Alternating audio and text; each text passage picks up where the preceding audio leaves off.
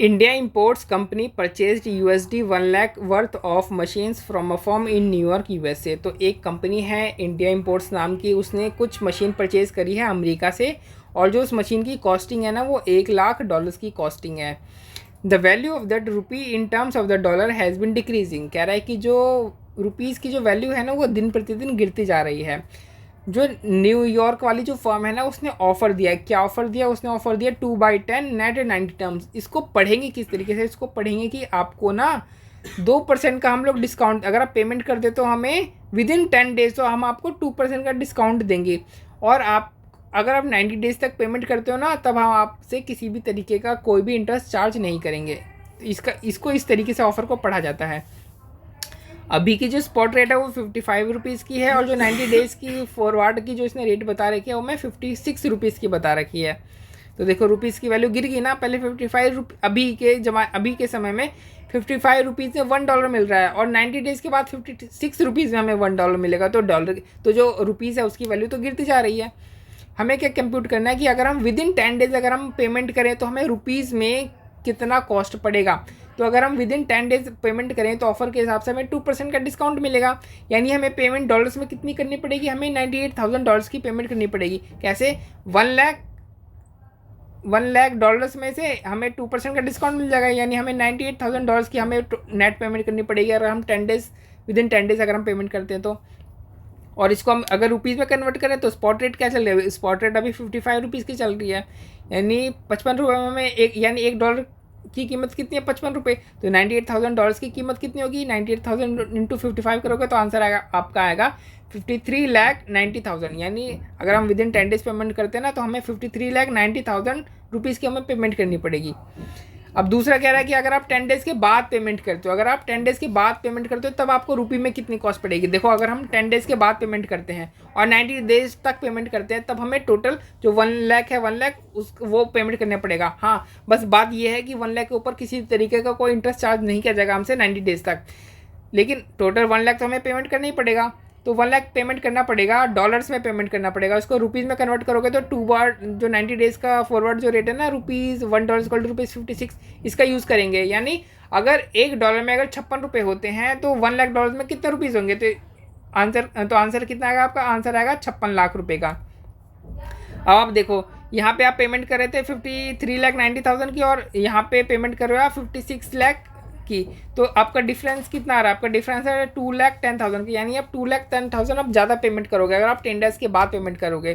तो third part में हमसे यही पूछ रहा है कि जो ये आपको जो टोटल डिफरेंस आ रहा है ना इसको आपको 2 पार्ट में बाइफर्केट करना है। पहला पार्ट तो वो होगा कि जो स्पॉट रेट है, यानी जो आपका एक्सचेंज रेट में डिफरेंस के कारण ये जो टोटल डिफरेंस है ना इस डिफरेंस का कौन सा पार्ट है जो कि एक्सचेंज रेट के कारण है, और कौन सा पार्ट है जो कि हमारी किससे रिलेटेड है? डिस्काउंट से रिलेटेड है, कि आपको डिस्काउंट मिला या नहीं मिला उससे रिलेटेड है।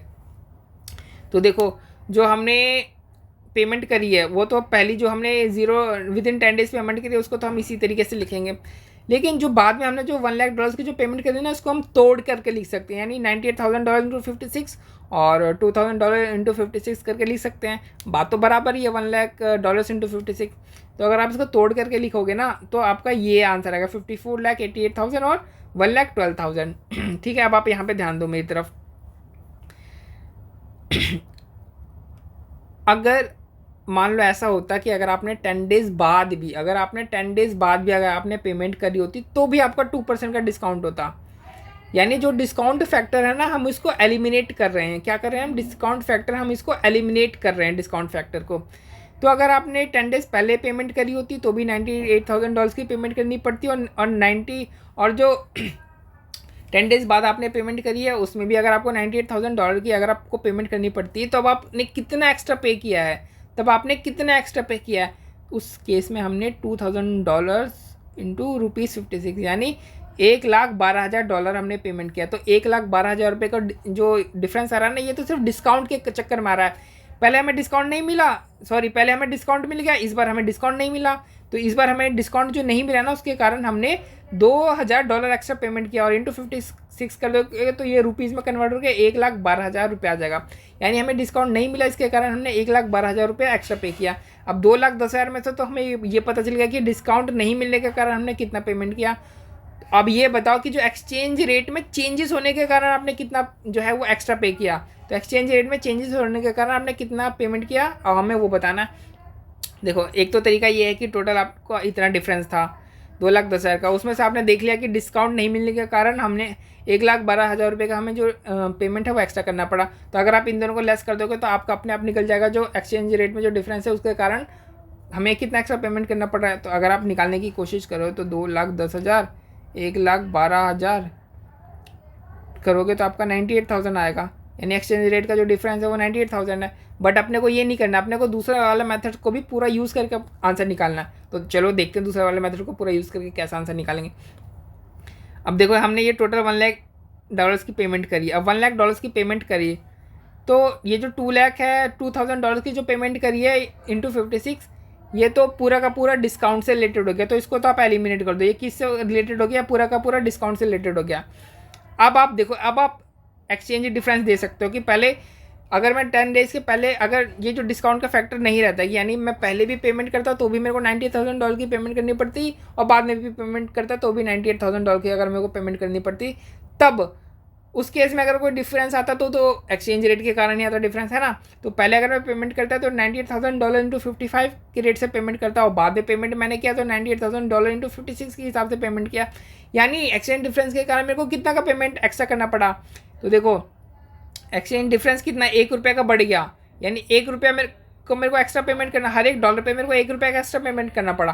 तो $98,000 पे कितना रुपये का एक्स्ट्रा पेमेंट करना पड़ेगा, तो $98,000 इंटू ₹1, तो यानी ₹98,000 का मेरे को एक्स्ट्रा पेमेंट करना पड़ा ना। तो इसी चीज़ को मैंने इस तरीके से आपको समझाया और आप इस तरीके से भी कर सकते हो, आपके ऊपर है।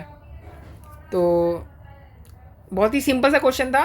अगर आपको फिर भी नहीं समझ में आया तो कमेंट बॉक्स में कमेंट कर देना कि अपनी प्रॉब्लम, और मैं उसको रिजॉल्व कर दूंगा।